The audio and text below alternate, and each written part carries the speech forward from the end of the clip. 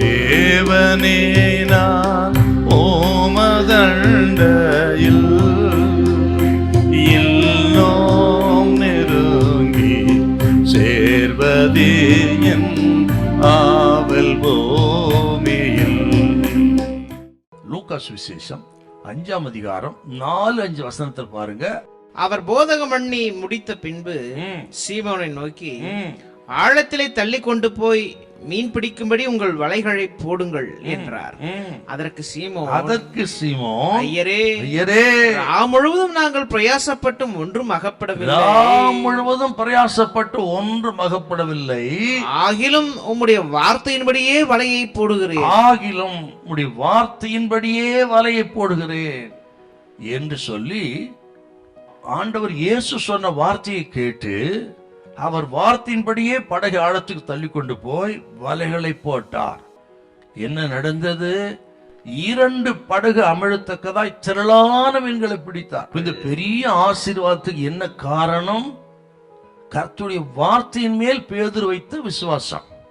பேதுரு ஒரு நல்ல மீனவர், திறமசாலி, மீன் பிடிக்கிறதுலே திறமசாலிங்க.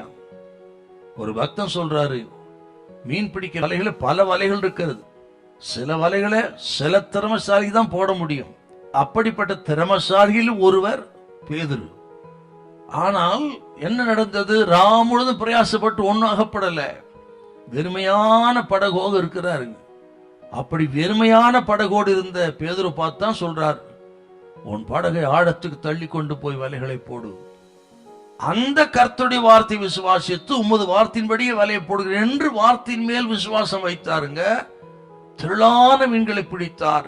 வெறுமை நிரப்பப்பட்டது. அப்படின்னா 1000 திறமை இருக்கலாம், படிப்பு இருக்கலாம், அந்தஸ்து இருக்கலாம், அனுபவம் இருக்கலாங்க.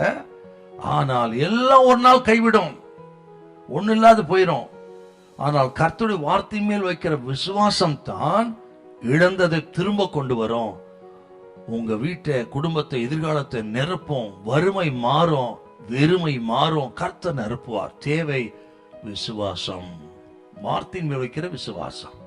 கேட்கிற கத்தரிப்பில் எத்தனையோ வசனத்தை கேட்கிறோம், பிரசங்கத்தை கேட்கிறோம், ஏன் நடக்கல? கேட்கிறோம், அதோட விட்டுறோம். ஆனா இன்றைக்கு கர்த்தர் சொல்றாருங்க, விசுவாசிங்கள். பேதுருவின் படகு நிரப்பினவர் நிரப்புவார். கர்த்தர் கைவிட மாட்டார், ஜீவனை கொடுப்பார். நம்முடைய பலகீனங்களை சுமந்து கொண்டார் என்று எழுதப்பட்டிருக்கிறது. நிறைய வசனத்தை சொல்ல, உங்களுக்கு வேதனை நீங்க சுகமாயிரு, உன் விசுவாசத்தினால் எல்லாம் கூடும் என்று கர்த்தர் சொல்லி இருக்கிறார். விசுவாசித்தால் தேவ மகிமை காண்பாய். இதெல்லாம் நம்புங்க, விசுவாசிங்க. ஏற்பட்ட வியாதியும் விலகும், ஜீவனை கொடுப்பார், பாதுகாப்பார். கர்த்தர் கைவிட மாட்டார். ஹல்லேலூயா, ஹல்லேலூயா.